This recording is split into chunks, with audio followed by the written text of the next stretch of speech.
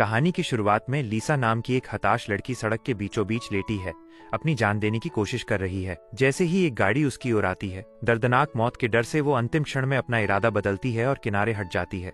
वह गाड़ी उसे नजरअंदाज करके आगे निकल जाती है। लीसा की जिंदगी टूटी हुई है क्योंकि आज उसकी बेटी का जन्मदिन है, जो अब इस दुनिया में नहीं रही। थोड़ी देर बाद गाड़ी वाला व्यक्ति अपनी गलती का एहसास करके वापस आता है। वो आदमी एडमम है। वो लीसा से पूछता है कि क्या वो ठीक है और उसे शहर तक लिफ्ट देने की पेशकश करता है। लीसा मान जाती है, कार में बैठ जाती है। सफर के दौरान लीसा बताती है कि वो अकेली है और अपनी मृत बेटी को याद कर रही है। भी लीसा रेडियो ऑन करती है, जिस पर एक खबर चल रही होती है। एक सीरियल किलर जंगल में घूम रहा है। रिपोर्टर किलर का हुलिया बताता है, एक गोरा आदमी, भूरी गाड़ी और दाहिने हाथ पर क्रॉस का निशान। ये सुनकर लीसा के पैरों तले जमीन खिसक जाती है, क्योंकि ये हुलिया एडमम से हूबहू मिलता है। उसके हाथ पर क्रॉस का टैटू देखकर वो डर जाती है। इससे पहले कि लीसा कुछ कर पाती, एडमम जोर से ब्रेक लगाता है, जिससे लीसा बेहोश हो जाती है। जब लीसा की आंखें खुलती हैं, तो वो खुद को एक मजबूत लोहे की दीवारों वाले बंकर में कैद पाती है। उसे एक विशेष सूट और एक मजबूत घड़ी पहनाई गई है, जिसे वह उतार नहीं सकती। अचानक बंकर का दरवाजा खुलता है और उसे सामने एक सुरंग दिखती है, जिसके अंत से रोशनी आ रही है। बाहर निकलने की उम्मीद में वो सुरंग में जाती है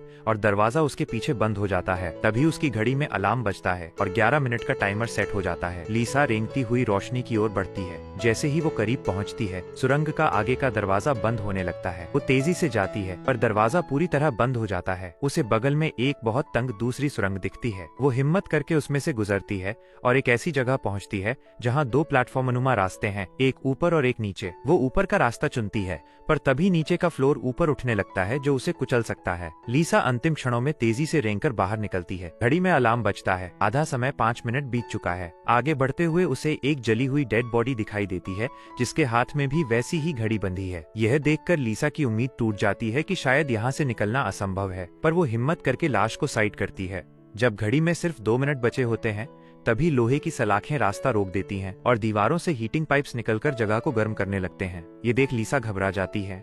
तभी उसके पीछे दीवार का एक छोटा सा सेक्शन खुलता है। लीसा उसके अंदर रेंग कर छिप जाती है। जैसे ही टाइमर 0 होता है, पाइपों से आग की फुहारें निकलती हैं और पूरी सुरंग को जला देती हैं। लीसा जिस सेक्शन में थी वो सुरक्षित था और उसकी जान बच जाती है। आग शांत होने पर सेक्शन का दरवाजा खुलता है और वो बाहर आती है। तुरंत उसकी घड़ी में फिर से 11 मिनट का टाइमर सेट हो जाता है। वो आगे बढ़ती है तो सुरंग का ऊपरी हिस्सा नीचे आने लगता है। सिर्फ इतना गैप बचता है कि वो पीठ के बल रेंग सके। लीसा पीठ के बल रेंगते हुए आगे बढ़ती है और सुरंग के अंत में एक पानी के टैंक में पहुंचती है। वो बहुत थकी और प्यासी है, तो पानी पीकर प्यास बुझाती है। उसके पास सिर्फ 8 मिनट बचे हैं। वो टैंक में उतरती है, पर कोई रास्ता नहीं मिलता। उसकी सांस खत्म होने लगती है।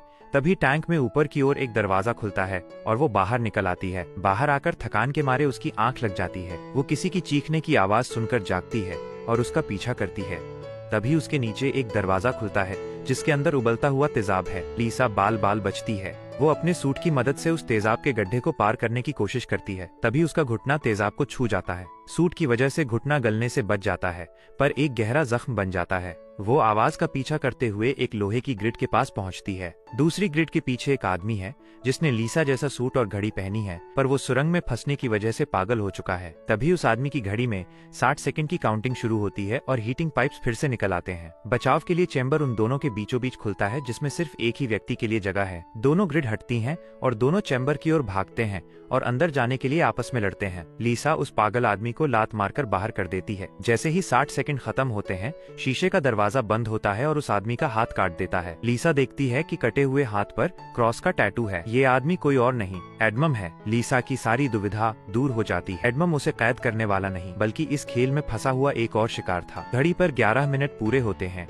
और आग एडमम को राख में बदल देती है। डर से कांपती लीसा के पास एक रोबोट आता है। वो एक भयानक स्कल जैसा दिखता है। रोबोट उसके जख्मी घुटने को ठीक करता है। लीसा के पूछने पर कि वो कौन है और यहाँ क्यों लाया गया है, रोबोट के मुंह से एक टूल निकलता है और लीसा के सूट से कनेक्ट होता है। लीसा को फ्लैशबैक याद आता है। कार में एडमम ने उसे चाकू मारकर बाहर फेंक दिया था और उसी क्षण उसे आसमान से एक सफेद रोशनी अपनी ओर आती दिखाई दी थी। लीसा को अब समझ आता है कि एलियंस ने उसे एडमम से बचाया था और यहाँ लाए थे। वो ये भी समझती है कि वे उसे मारना नहीं चाहते, बल्कि उसे ये गेम जीतना होगा। लीसा चैम्बर से बाहर आती है। एडमम का कटा हुआ हाथ जमीन पर पड़ा है। टाइमर के नीचे कुछ अजीब सिंबल्स बने हैं। तभी एक घूमता हुआ पंखा उसकी ओर आता है। अपनी जान बचाने के लिए वो पीछे हटती है और एक छेद से ऊपर की सुरंग में चली जाती है। सुरंग में किसी के चलने की आवाज आती है। ढक्कन खुलता है और एक भयानक जला हुआ क्रिएचर नीचे उतरता है। वो देखने में इंसान है, पर जानवरों की तरह गुर्राता है और उसकी आंखें चमकदार हैं। ये और कोई नहीं, जला हुआ एडमम है जो एक राक्षस में बदल चुका है। एडमम अंधा है लेकिन सुन सकता है। लीसा धीरे धीरे चलती है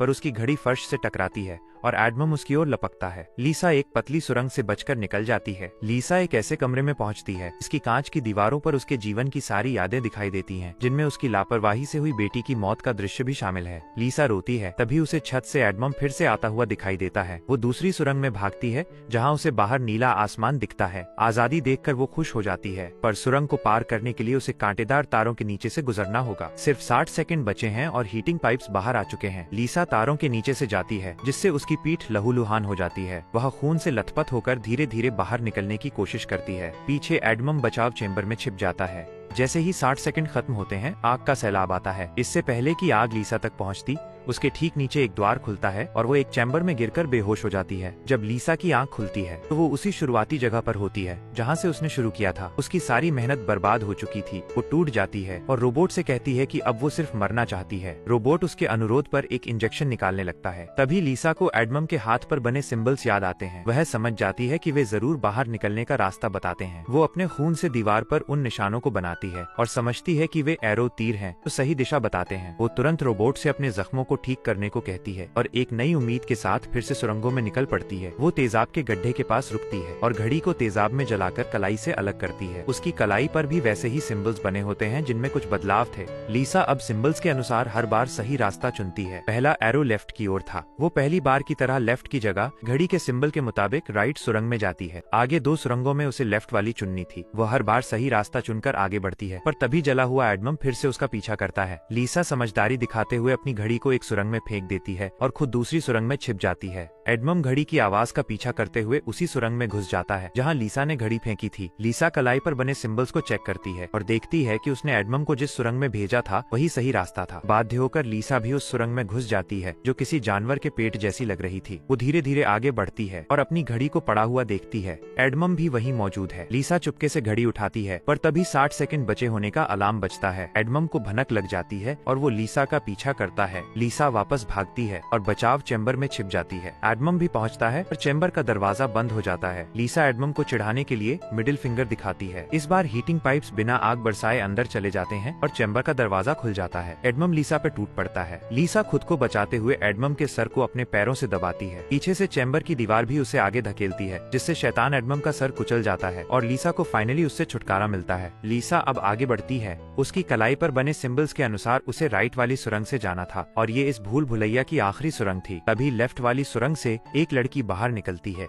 ये देखकर लीसा रोने लगती है, क्योंकि ये लड़की कोई और नहीं बल्कि उसकी बेटी नीना थी, जिसके गम में उसने जीना छोड़ दिया था। नीना अपनी माँ से कहती है कि अब दोबारा मुझे फिर से अकेला मत छोड़ना, जिस पर लीसा जवाब देती है, नहीं बेटा, मैं हमेशा तुम्हारे साथ रहूंगी। यह कहानी यहीं समाप्त होती है। हाँ तो दोस्तों, कैसी लगी आज की हमारी वीडियो? अगर अच्छी लगी तो इस वीडियो को लाइक करना और चैनल पे नए हैं तो चैनल को सब्सक्राइब करना न भूलना।